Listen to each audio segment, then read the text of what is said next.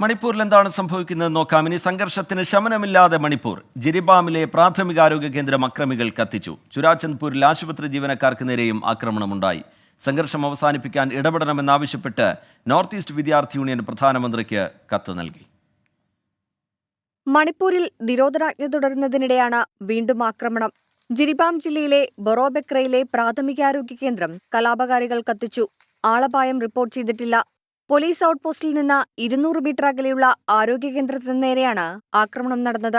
ചുരാചന്ദ്പൂരിലെ ആശുപത്രിയിലെ ജീവനക്കാരെയും ആക്രമിച്ചു. ഇതിനെതിരെ ആശുപത്രിയിലെ ജീവനക്കാർ പ്രതിഷേധിച്ചു. സംഘർഷം തുടരുന്ന സാഹചര്യത്തിൽ പ്രധാനമന്ത്രി മൗനം അവസാനിപ്പിച്ച് മണിപ്പൂർ സന്ദർശിക്കണമെന്ന നോർത്ത് ഈസ്റ്റ് വിദ്യാർത്ഥി യൂണിയൻ ആവശ്യപ്പെട്ടു. സമാധാനം പുനഃസ്ഥാപിക്കാൻ ഉന്നതതല സമിതി രൂപീകരിക്കണമെന്നാവശ്യപ്പെട്ട് പ്രധാനമന്ത്രിക്കും കേന്ദ്ര ആഭ്യന്തരമന്ത്രി അമിത്ഷായ്ക്കും നോർത്ത് ഈസ്റ്റ് വിദ്യാർത്ഥി യൂണിയൻ കത്ത് നൽകി. 5 ജില്ലകളിൽ നിലവിൽ നിരോധനാജ്ഞ തുടരുകയാണ്.